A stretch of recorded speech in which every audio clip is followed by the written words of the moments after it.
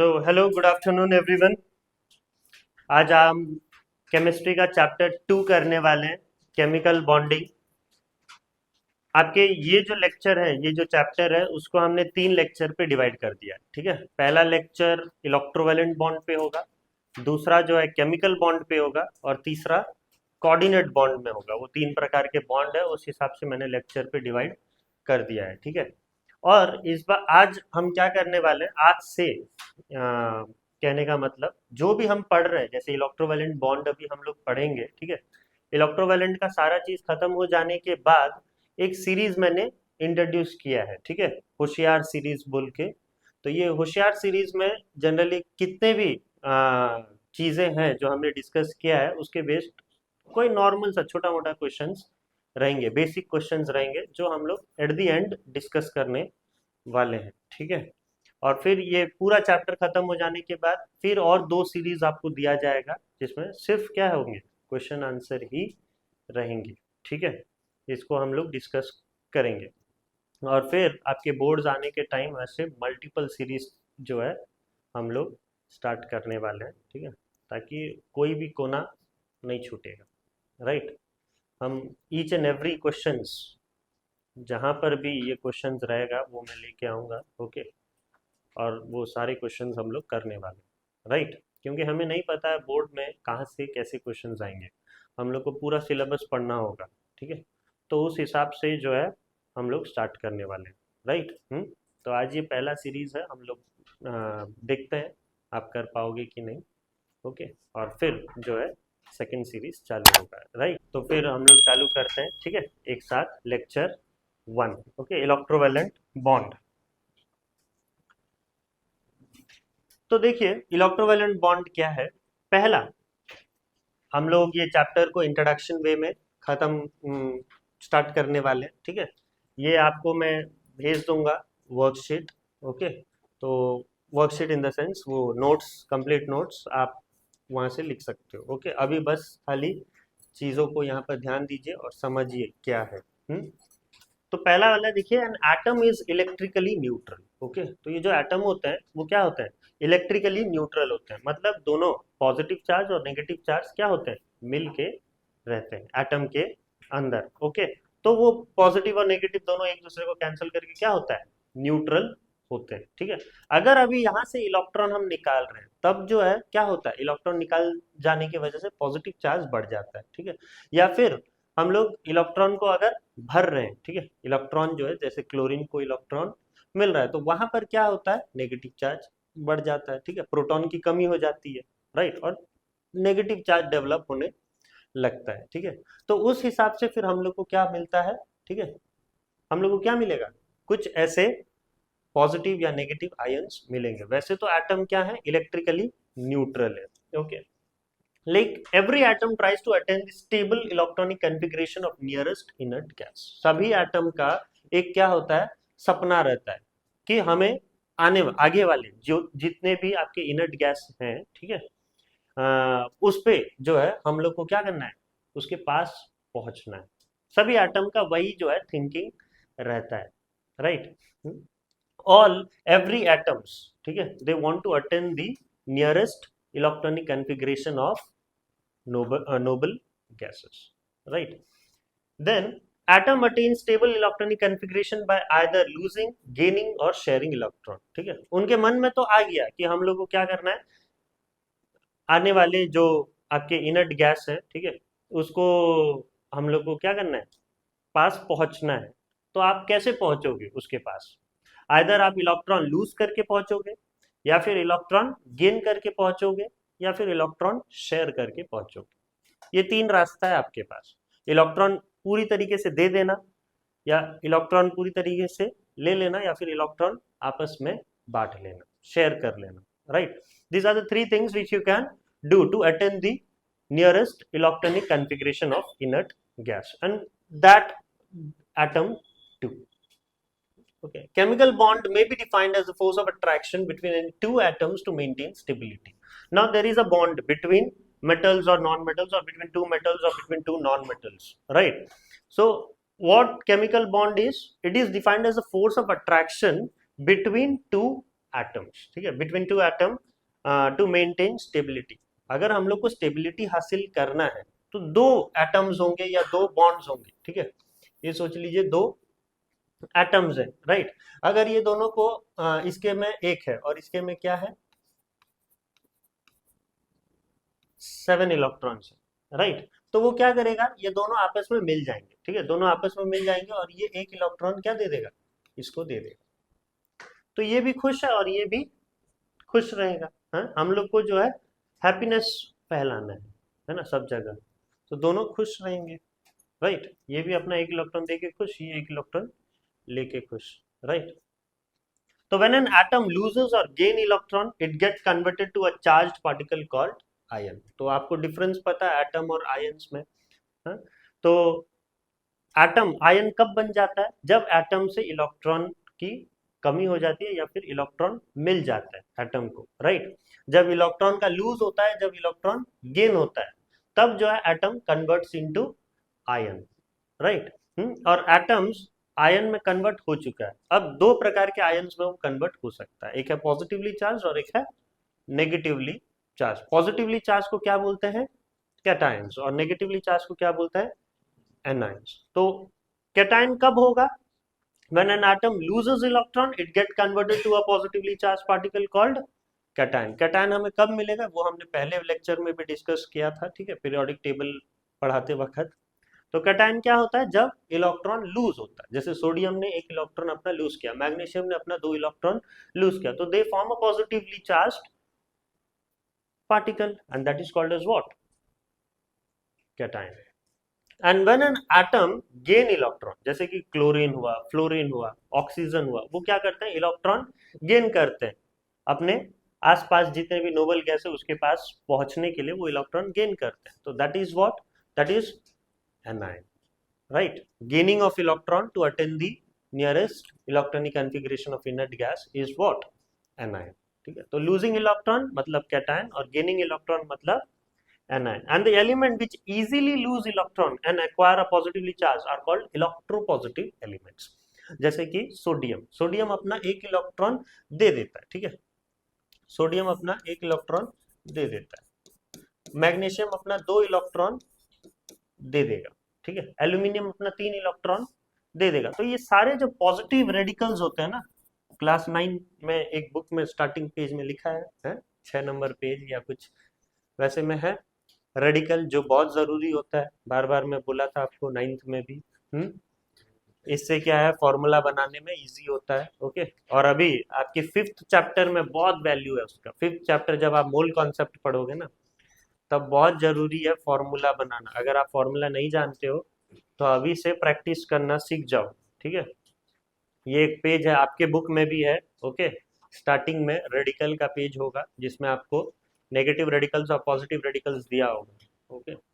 अगर आपको अभी भी फॉर्मूला बनाना नहीं आता है तो आप अभी से थोड़ा प्रैक्टिस करने लग जाओ, क्योंकि उसका वैल्यू है आगे चैप्टर नंबर 5 में, उसका बहुत वैल्यू है जब हम लोग मॉलिक्यूलर मास निकालेंगे, ठीक है। तो आपको फॉर्मूला पता होना है तभी तो आप मॉलिक्यूलर मास निकाल सकते हो, ये तो गलत निकालोगे आप, ओके। तो वो आप थोड़ा प्रैक्टिस करिए। Na+, Mg2+, Al3+, ये सब क्या है, इलेक्ट्रो पॉजिटिव एलिमेंट्स। अब जनरली क्या होता है, जैसे कि क्लोरीन वो अपना एक इलेक्ट्रॉन देता है, ऑक्सीजन वो अपना 2 इलेक्ट्रॉन दे के क्या बनाता है, ऑक्साइड आयन बनाता है, ठीक है। आपके एसीटेट आयन CH3COO-, ठीक है, ये सारे क्या है, नेगेटिव एलिमेंट्स है, electro negative elements, because they what they do, they gain electron, okay। These elements which easily gain electron and acquire negative charge are called electronegative element, ठीक है। वो अपना जो है एक एक इलेक्ट्रॉन, क्लोरीन एक इलेक्ट्रॉन लेता है, ऑक्सीजन 2 इलेक्ट्रॉन लेता है, ठीक है। ये CH3CO एसिटेट आयन जो है एक इलेक्ट्रॉन लेता है। जब वो हाइड्रोजन के साथ मिलाता है तो क्या एसिड बनता है ना, क्या एसिड बनता है, एसिटिक एसिड, वीक एसिड है वो, एसिटिक एसिड बनता है, क्योंकि हाइड्रोजन जो था वो भी क्या किया, एसिटेट को दे दिया, ओके। हाइड्रोजन बहुत मेरे जैसा बंदा है वो, ओके, हाइड्रोजन बहुत दयालु है। CH3COO- और H+, तो ये दोनों मिलके क्या बनाते हैं, एसिटिक एसिड बना रहे हैं, राइट। तो ये जो है चीजें को बोला जाता है क्या, इलेक्ट्रोनेगेटिव एलिमेंट, ठीक है। Next, metals are electropositive while non metals are electronegative elements. ये तो हम लोग को पता है कि मेटल्स क्या होते हैं, इलेक्ट्रोपॉजिटिव एलिमेंट्स होते हैं, राइट। मेटल में ही प्लस साइन लगता है ना, और नॉन मेटल में क्या लगता है, माइनस। वो नॉन मेटल हमेशा बने हुए हैं क्या, इलेक्ट्रॉन लेने के लिए, ठीक है, और मेटल हमेशा बने हुए हैं इलेक्ट्रॉन देने के लिए, ठीक है। तो metals are electropositive while non metals are electronegative. The bond formed due to transfer of electron from outermost shell of a metal to a outermost shell of a non-metal is called ionic bond। ये हमारा topic में आ चुके हैं हम लोग। Electrovalent bond किसको बोलते हैं? इलेक्ट्रोवैलेंट बॉन्ड तभी होता है जब मेटल क्या करता है, अपना आउटर मोस्ट शेल में, सोच लो सोडियम का मैंने लिया है, सोडियम के आउटर मोस्ट शेल में क्या है, एक इलेक्ट्रॉन है। जब वो अपना एक इलेक्ट्रॉन एक नॉन मेटल को दे देगा, ठीक है, सपोज एक नॉन मेटल है, वो अपना पूरा मतलब जो भी एक या दो जितने भी इलेक्ट्रॉन है वो सब क्या किया, नॉन मेटल को दे देगा, ठीक है।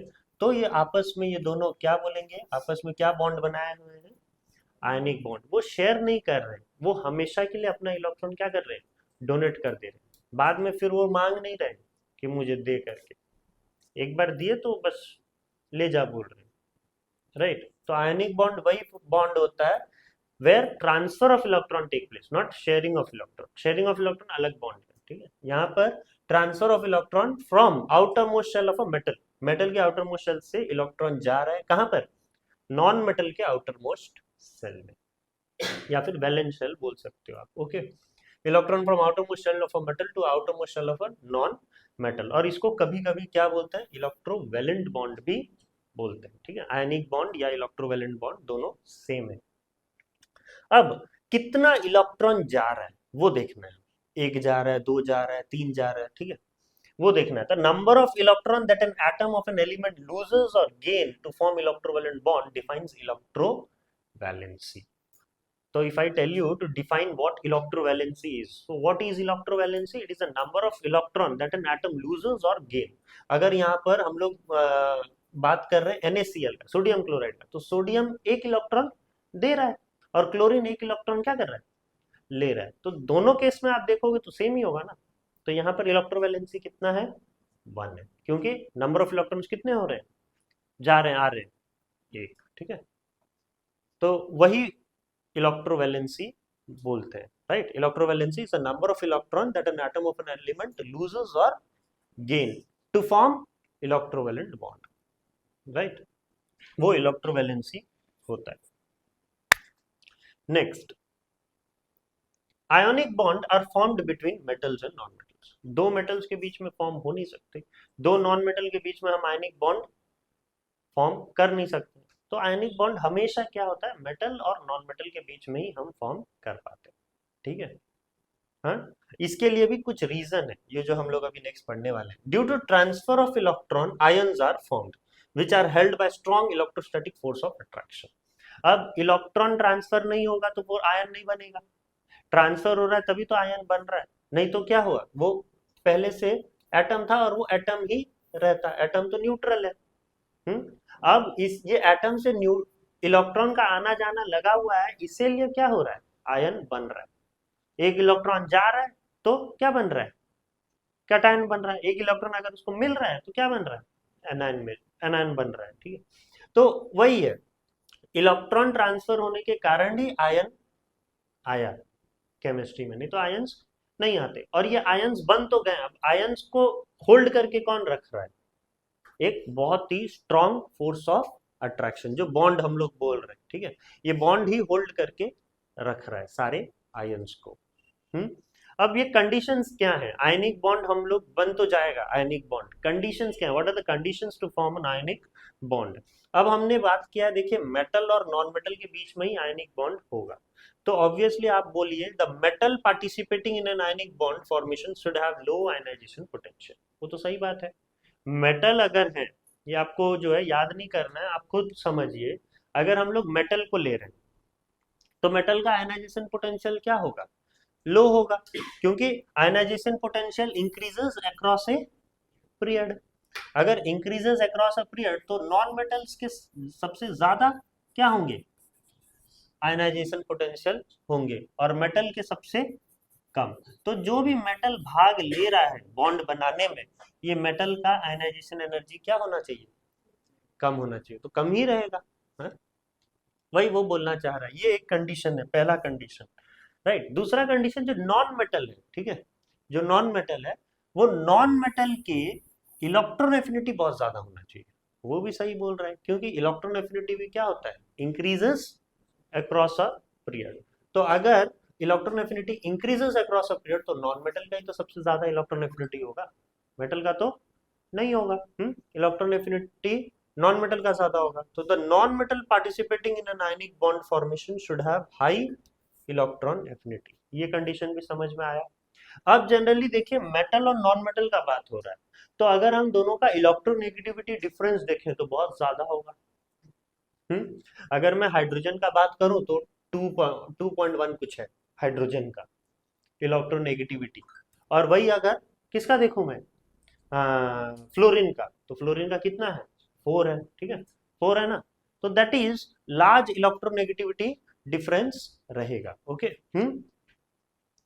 तो ये 3 कंडीशन जरूरी है जो आपको देखना पड़ेगा। ये क्वेश्चन आते हैं कभी कभी, हैं बोर्ड्स पे, ये क्वेश्चन आ सकते हैं। What are the 3 condition to form an ionic bond? First of all, they should have a low ionization potential. The metal which is participating should have a low ionization potential. The non-metal which is participating should have a high electron affinity. And the metal and non-metal, there should be a very large electronegativity difference. There should be a large, more than 1.7. Okay, more than 1.7 difference should be there.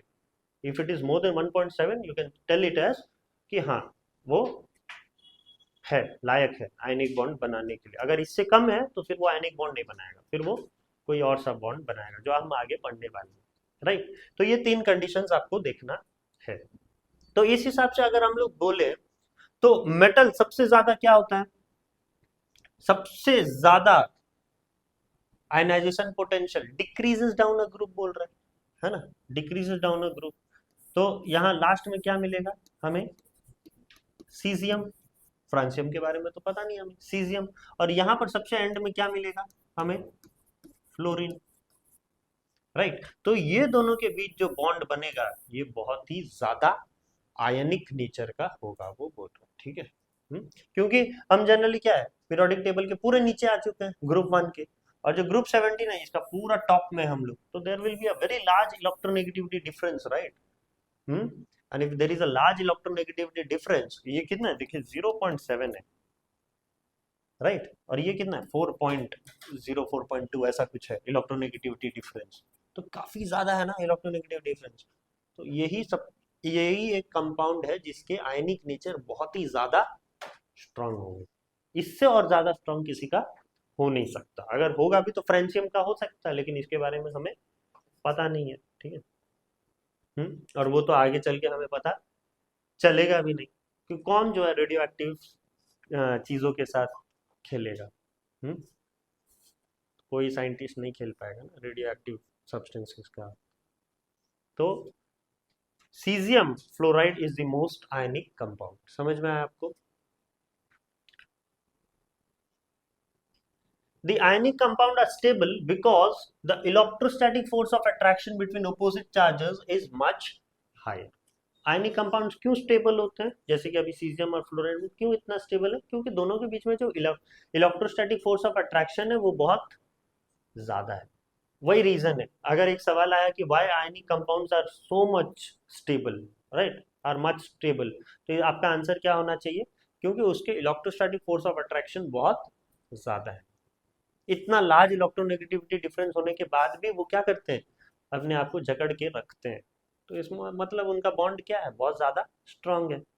हाँ, अब आप दोनों जो है दोस्त हैं और एक तीसरा बंदा कंटिन्यूअसली आपको पोक कर रहा है, आपके बारे में कुछ गलत बोल रहा है, ठीक है, तब भी आपका दोस्ती टूट नहीं रहा है, मतलब आपका दोस्ती बहुत ज्यादा क्या है, गहरा है ना। ये तीसरे वाले का काम बिल्कुल काम नहीं आ रहा है। वो जितना भी जो है कर रहा है कोई दिक्कत नहीं। मार्कस ब्रूटस जूलियस सीजर का नहीं था, नहीं।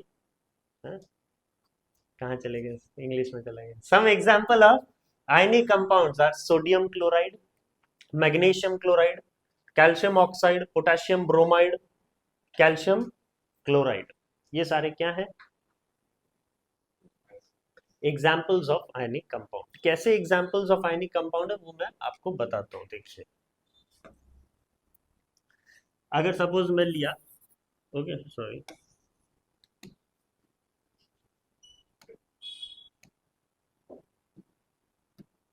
सपोज मैंने लिया सोडियम क्लोराइड, ध्यान से समझिएगा, डॉट स्ट्रक्चर आता है, कॉन्फ़िगरेशन डायग्राम आपके आउट ऑफ सिलेबस है, लेकिन मैं कॉन्फ़िगरेशन डायग्राम भी बता दूंगा आपको, ठीक है।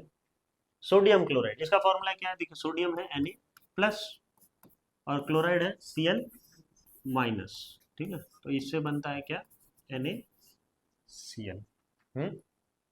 अब सोडियम का अगर हम लोग कॉन्फ़िगरेशन डायग्राम बताएं तो ये 2 होता है, फिर 1 2 3 4 5 6 7 8 और फिर 1, राइट, ये सोडियम होता है।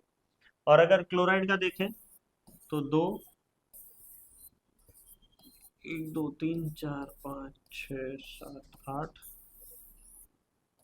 1 2 3 4 5 6 7, ये है क्या? क्लोरीन। तो अभी हमने उसको कुछ भी नहीं छेड़ा है,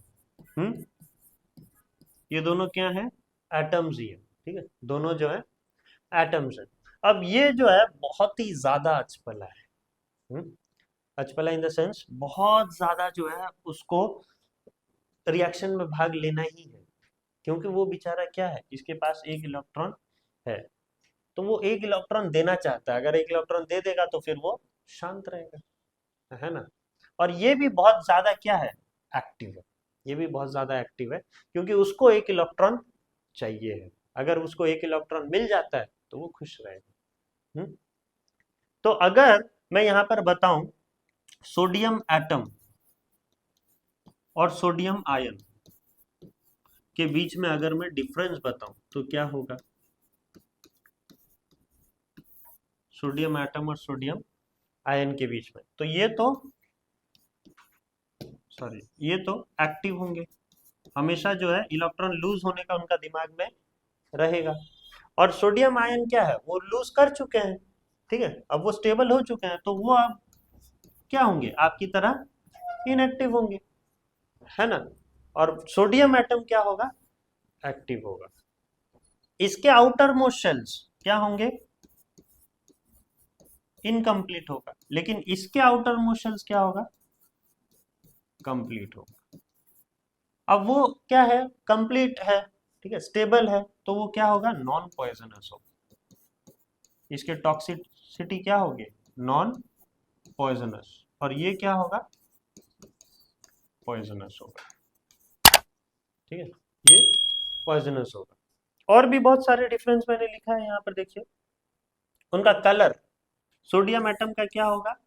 सिल्वरी व्हाइट, वही सोडियम आयन का क्या होगा? कलरलेस। जब आयन में चेंज हो जाता है तो कलर क्या हो जाते हैं? फेड हो जाते हैं, ओके। तो ये पॉइजनस तो मैंने बता ही दिया, नॉन पॉइजनस आपके very active, inactive, incomplete shell, completely shell, ठीक है। और प्रॉपर्टी में अगर हम लोग इलेक्ट्रिक स्टेट देखें तो एटम क्या होता है? न्यूट्रल होता है, लेकिन हमारा सोडियम आयन क्या होगा? पॉजिटिवली चार्ज होगा, क्योंकि उसको इलेक्ट्रॉन मिल जाता है तो वो पॉजिटिवली चार्ज होगा। और एग्जिस्टेंस में अगर हम लोग देखें तो वो हमेशा कंबाइंड स्टेट में देखने को मिलते हैं, वो इंडिपेंडेंटली घूम सकते हैं, क्योंकि उनको किसी का जरूरत है नहीं, राइट, वो उनको किसी का जरूरत नहीं है, वो तो पूरा फुल है, तो वो इंडिपेंडेंटली घूम सकते हैं। और उनको क्या है? जरूरत है, जैसे आपको जरूरत है ना, आगे बढ़ने के लिए, राइट। तो आप कहाँ पाओगे? कंबाइंड स्टेट में पाओगे, दो चार लोग मिलके चलते हो। जब आप सब कुछ जान जाओगे, अच्छा पैसा भी आ जाएगा, तब आप फिर क्या बोलोगे? इंडिपेंडेंट हो। अभी तो आप डिपेंडेंट हो, राइट, किसी और पे नहीं तो एटलीस्ट पेरेंट्स पे तो हो ही।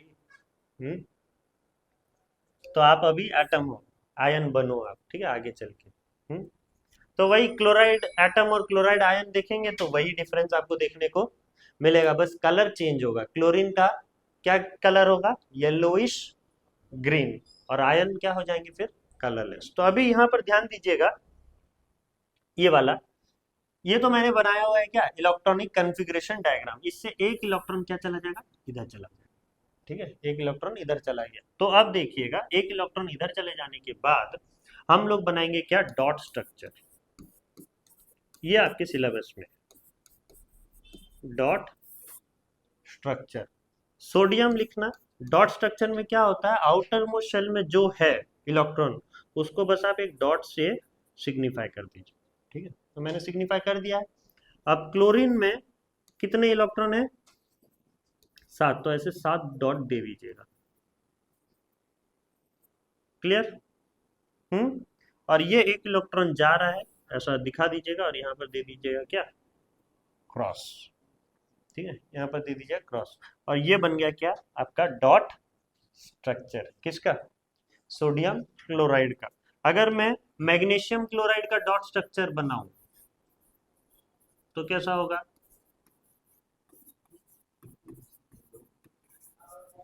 MgCl2 है ना।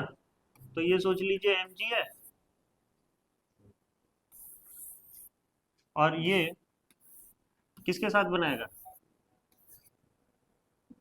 ठीक है, ये क्लोरीन के साथ बनाएगा। तो इधर ध्यान दीजिए, मैग्नीशियम का कितना होगा, 2 इलेक्ट्रॉन होगा, और क्लोरीन का कितना होगा, 7, और यहां पर क्लोरीन का कितना होगा, 7। राइट, तो वो अपना एक इलेक्ट्रॉन इसको दे देगा, और वो अपना एक इलेक्ट्रॉन इसको दे, राइट। और बन जाएगा क्या, MgCl2। ये तो बड़ा इजी लगा आपको। थोड़ा दिक्कत होता है रिएक्शन बनाने में। रिएक्शन कैसे बनाओगे, देख लो इधर, Mg पहले तो एटम था, Mg क्या था, एटम था, कोई चार्ज नहीं था। अब वो क्या करेगा, इलेक्ट्रॉन लूज कर रहा है। कितना इलेक्ट्रॉन लूज कर रहा है, 2 इलेक्ट्रॉन। तो Mg minus 2 electron, Mg minus 2 electron, तो क्या बनेगा, 2 इलेक्ट्रॉन माइनस करने के बाद क्या बन रहा है, Mg2+। राइट। अब क्लोरीन का एक साथ मत लिखिएगा, क्लोरीन तो एक ही है, क्लोरीन यहाँ पर से ना 2 है, लेकिन आप एक एक करके लिखोगे। क्लोरीन क्या कर रहा है, एक क्लोरीन कितना इलेक्ट्रॉन ले रहा है, 1 इलेक्ट्रॉन ले रहा है, तो 1 इलेक्ट्रॉन उसने लिया, और बन गया क्या, क्लोरीन माइनस। राइट। और एक क्लोरीन है, उसने भी क्या किया, 1 इलेक्ट्रॉन लिया, तो बन गया क्या, क्लोरीन माइनस। अब अगर हम लोग यहाँ पर देखते हैं, इसको दोनों को मिला देंगे, तो क्लोरीन ने कितना लिया है, 2 इलेक्ट्रॉन। हाँ, तो 2 इलेक्ट्रॉन, और कितने आयन्स बने क्लोरीन के, 2। तो 2Cl माइनस लिखोगे, ना कि Cl2 माइनस। Cl2 माइनस नहीं लिखना है आपको, क्या लिखना है, 2Cl माइनस। 2 ठो क्लोरीन के आयन्स बनेंगे ना, तो 2Cl माइनस। फिर आप इसको क्या कर सकते हो, मिटा सकते हो, और फिर ओवरऑल रिएक्शन लिख सकते हो। ओवरऑल रिएक्शन लिखोगे तो -2 इलेक्ट्रॉन और +2 इलेक्ट्रॉन कैंसल्ड, और यहाँ पर बचेगा क्या, Mg प्लस Cl, और 2 Cl है यहाँ पर, 2 Cl, 2 इलेक्ट्रॉन क्या कर रहे हैं, पा रहे हैं, तो Mg plus 2Cl give rise to क्या, MgCl2। समझ में आया, हाँ, MgCl2। ठीक है, Mg plus 2Cl give rise to MgCl2।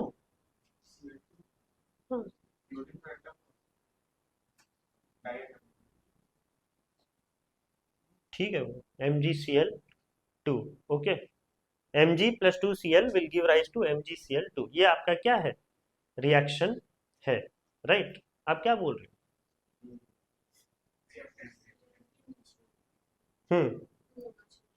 यहाँ पर ये, अच्छा, ये Mg प्लस 2Cl, वो तो एटम में है, तो आप ये बोल रहे हो Mg प्लस Cl2 होना चाहिए, तो MgCl2, वो जैसे भी आप लिखो। Okay, Mg plus Cl2 will give rise to क्या, MgCl2। अगर मैं वही पहले का सोडियम क्लोराइड का बोलता तो क्या होता, सोडियम अपना 1 इलेक्ट्रॉन दे रहा है, और बन रहा है क्या, Na प्लस।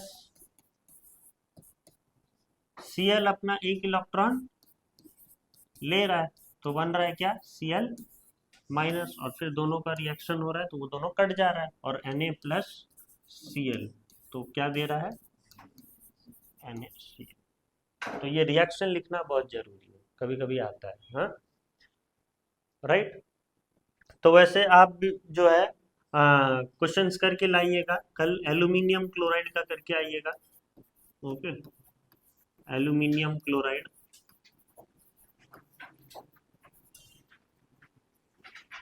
कैल्शियम ऑक्साइड करिएगा, कैल्शियम ऑक्साइड,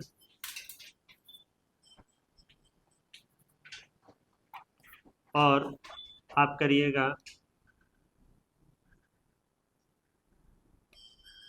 सोडियम फ्लोराइड, ये करिएगा, और मैग्नीशियम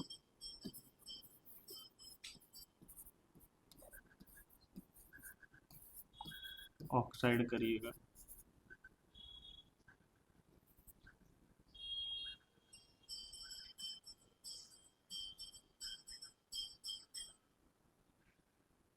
मैग्नीशियम ऑक्साइड, बस इतना चार करिएगा, काफी। ये चार का डायग्राम आप कल जो है मुझे दिखाइएगा करके। तो इससे आपका वही इलेक्ट्रोवैलेंट बॉन्ड खत्म होता है। और कुछ नहीं है आपको इलेक्ट्रोवैलेंट बॉन्ड में बताने के लिए, ये एक टॉपिक आपका खत्म होता है। हम लोग देखते हैं आप कितना जो है पढ़े हो, कितना आप जो है जानते हो, वो हम लोग देखते हैं। तो पहला सवाल क्या है, electrovalent compound have dash boiling point, they have a very high boiling point, ठीक है, they have a very high boiling point. There are three elements E, F, G with atomic number 19, 8 and 17 respectively. First of all मुझे बताइए 19 है क्या, potassium है, और 8 क्या है, ऑक्सीजन है, और 17 क्लोरीन है, ठीक है। तो ये आपके तीन है, तो आपको बोल रहा है classify the element as metal और नॉन मेटल। तो मेटल यहाँ पर कौन है, पोटेशियम मेटल है, ऑक्सीजन और क्लोरीन आपकी क्या है, नॉन मेटल है। Give the molecular formula of the compound formed between E and G. अगर हम ई और जी के साथ फॉर्म करते हैं, मतलब ई हमारा क्या है, पोटेशियम, और जी हमारा क्या है, क्लोराइड, तो आपका फॉर्मूला क्या बनेगा, ई जी बनेगा। आपको केसीएल नहीं लिखना है, आपको ई जी ही लिखना है, जो दिया होगा वही नोटेशन आपको लगाना है, क्योंकि ये क्या होगा, ई प्लस और ये होगा जी माइनस, दोनों बना के क्या बनाएंगे, E G. State the type of chemical bond in this compound. कौन सा केमिकल बॉन्ड है ये कंपाउंड में, इलेक्ट्रोवैलेंट बॉन्ड है, क्योंकि यहाँ पर एक इलेक्ट्रॉन का लूज हो रहा है, यहाँ पर एक इलेक्ट्रॉन गेन कर रहा है जी। तो which type of bond, electrovalent bond. फिर सेकंड थर्ड क्वेश्चन देखिए, an element with the atomic number 19 will most likely combine chemically with the element with atomic number dash. Okay, वो जनरली एटॉमिक एलिमेंट का atomic number कितना है, 19, तो वो किसके साथ जो है मिलना चाहेगा बहुत ज्यादा, किसको एक ही इलेक्ट्रॉन का दरकार होगा, तो वो atomic with N atomic number क्या, ग्रुप 17 एलिमेंट के सारे एलिमेंट के साथ वो मिलना चाहेगा। ओके, आप एटॉमिक नंबर पूछा है तो आप दे दीजिए, क्लोरीन का ही दे दीजिए 17, राइट। क्योंकि उसी के ग्रुप में है ना। तो आप क्लोरीन का डाल सकते हो, उसके ग्रुप में तो नहीं है, इसके ऊपर ही है जस्ट। ये तो पोटेशियम है ना हमारा 19, पोटेशियम तो फोर्थ ग्रुप आ गया, फोर्थ पीरियड आ गया, सॉरी, ठीक है, फोर्थ पीरियड आ गया, और क्लोरीन आपके थर्ड पीरियड में।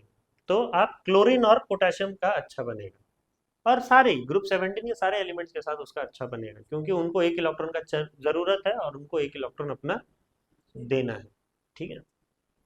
The type of bonding is present in metallic chloride is dash।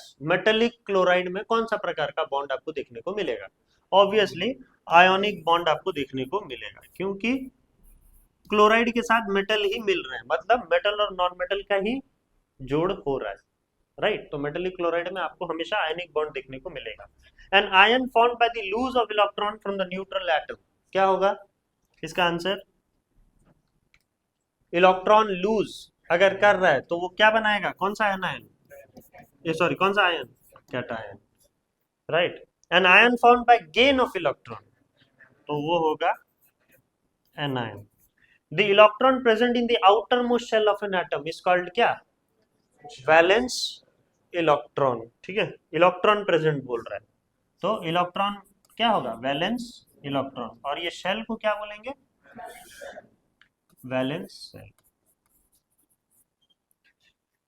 और फिर the element having 8 electron in the outer most shell is called dash, noble gases, ठीक है। नोबल गैसेस में सारे के सारे में क्या होते हैं, 8 इलेक्ट्रॉन ही देखने को मिलते हैं। The atomic number of the element A, B, C, D, E are 11, 17, 16, 12 and 18 respectively. With reference to the above mentioned element, answer the following question. Give the electronic configuration of the element. सारे के सारे elements का आपके electronic configuration देने हैं, तो 11 का क्या होगा 2, 8, 1, ठीक है। 17 का क्या होगा 2, 8, 7, 16 का 2, 8, 6, ये है सोडियम, ये है क्लोरीन, और ये क्या है सल्फर। फिर 12 का क्या होगा 282, क्या होगा ये मैग्नीशियम। फिर 288 क्या है ये argon. Identify the type of element, नहीं ये तो डी बिट है। बी बिट क्या है, how many valence electron are present in all the element. पहला एलिमेंट में कितना है 1, दूसरा में 7, तीसरा में 6, और चौथा में 2, और पांचवा में 8 वैलेंस इलेक्ट्रॉन है। थर्ड क्वेश्चन है name the type of ion formed in all the elements. ये क्या आयन बनाएगा, कैटायन बनाएगा, क्योंकि अपना एक इलेक्ट्रॉन देगा, वो हमेशा एक इलेक्ट्रॉन लेना चाहेगा, तो कौन सा आयन बनाएगा एनायन। ये हमेशा 2 इलेक्ट्रॉन लेना चाहेगा किसी से भी, तो ये भी एनायन बनाएगा, ओके। और ये अपना 2 इलेक्ट्रॉन देना चाहेगा, राइट, तो ये कैटायन बनाएगा।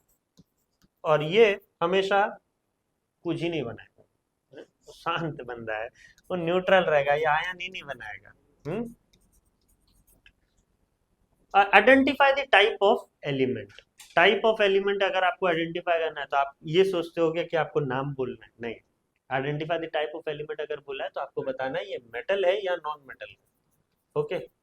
इसमें बहुत लोग कंफ्यूज होते हैं, तो यहाँ सोडियम क्या है मेटल है, chlorine non metal, sulphur non metal, magnesium metal, argon non metal, ठीक है, नॉन मेटल गैस। आर्गन, सारे के सारे इनर्ट गैसेस क्या होते हैं नॉन मेटल होते हैं, राइट। फिर electrons are getting added to element Y.